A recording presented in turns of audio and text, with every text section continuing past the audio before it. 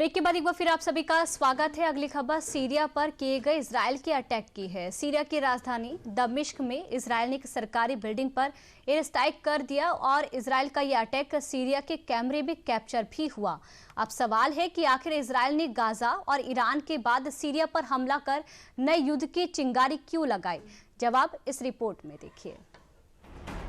Middle east की रात फिर से दहशत की आवाजों से गूंज उठी। सीरिया की राजधानी दमिश्क की सड़कों पर धुएं का गुबार और आसमान में सायरनों की ये चीखें एक बार फिर पश्चिम एशिया की जमीन पर धधक उठी हैं। दरअसल इजराइल ने सीरिया की राजधानी दमिश्क से सीरियाई सेना के हेडक्वार्टर पर बमबारी कर दी है।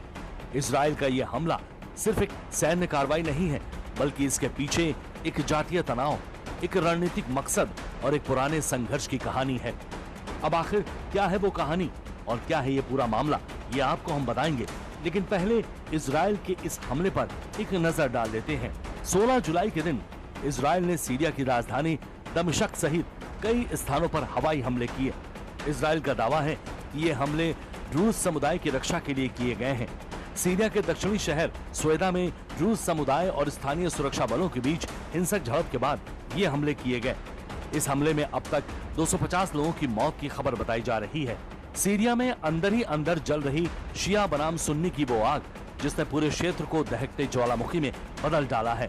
कुछ ही घंटे में 250 से ज्यादा मौतें, घरों में मातम, सड़कों पर चीखें और अस्पतालों में बेड से ज्यादा जख्मी लोग इस भयानक तबाही की गवाही दे रहे हैं। अब इजराइल के इस अटैक पर कई सवाल भी खड़े हो रहे हैं कि आखिर इजराइल ने सीरिया पर अटैक क्यों किया। तो इस सवाल का जवाब भी आइए जान लेते हैं। इजराइल ने हस्तक्षेप क्यों किया? विवाद की चिंगारी फूटी है रूस समुदाय से, एक ऐसा समुदाय जो उत्तरी इजराइल और दक्षिणी सीरिया यानी दोनों देशों की सरहद पर बसा है। इजराइल की सरकार इस समुदाय को अपना मानती है।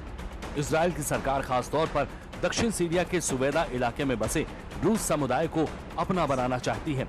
इजराइल का गोलान हाइट्स पर कब्जा है जो सीरिया के स्वेदा प्रांत से सटा हुआ है। इजराइल दक्षिणी सीरिया को एक सैन्य मुक्त क्षेत्र बनाना चाहता है ताकि उसकी सीमाओं को कोई खतरा ना हो सके। सीरियाई सेना या इस्लामिक समूहों की मौजूदगी को इजराइल अपने लिए खतरे के रूप में देखता है। रूस समुदाय की सुरक्षा को लेकर दोनों देशों की लड़ाई धीरे धीरे एक धार्मिक रंग लेती जा रही है। अब आखिर ये रूस समुदाय है कौन और इसके इजराइल से क्या कनेक्शन है, आइए ये भी आपको समझा देते हैं। रूस करीब 10 लाख लोगों का एक अरब संप्रदाय है। इस धार्मिक संप्रदाय की शुरुआत 10वीं शताब्दी में हुई थी और ये शिया संप्रदाय की शाखा इस्माइलवाद को मानते हैं। ये समुदाय सीरिया, लेबनान और इजराइल में रहता है।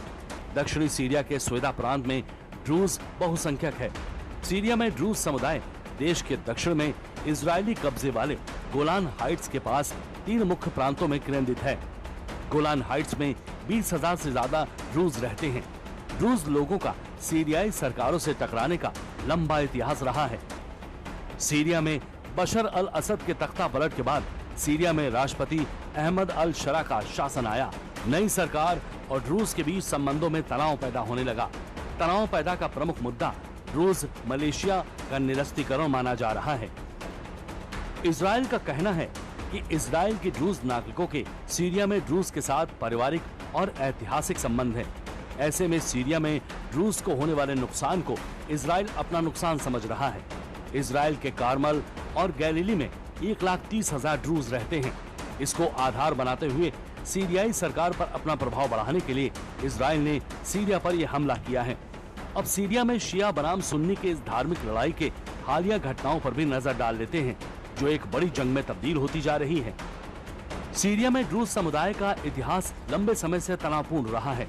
2011 में शुरू हुए सीरियाई गृह युद्ध के दौरान स्वेदा प्रांत के ड्रूज समुदाय ने तटस्थता बनाए रखने की कोशिश की थी।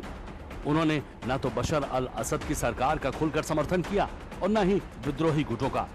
हालांकि दिसंबर 2024 में असद शासन के पतन और हयात तहरीर अल शाम HTS जैसे इस्लामिक मुद्दों के सत्ता में आने के बाद स्वेदा में तनाव बढ़ गया है। हाल ही में स्वेदा में ड्रूज मलेशिया और बेडोइन जनजातियों के बीच हिंसक झड़पें शुरू हुई हैं। इन झड़पों में कम से कम 30 लोग मारे गए हैं और दर्जनों लोग घायल हो चुके हैं।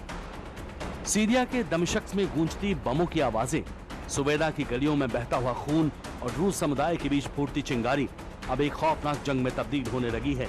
सीरिया में एक तरफ शिया मलेशिया ईरानी समर्थन से मोर्चा संभाले हैं, तो दूसरी ओर सुन्नी लड़ाके विद्रोह की आग को हवा दे रहे हैं। और अब इजराइल की एंट्री ने इस युद्ध को अंतर्राष्ट्रीय रंग दे दिया है। गोलियों से भरा ये संघर्ष अब केवल धार्मिक ही नहीं, रणनीतिक युद्ध बन चुका है। फिलहाल अब सीरिया इस अटैक पर क्या रुख अपनाता है, ये देखने वाली बात होगी।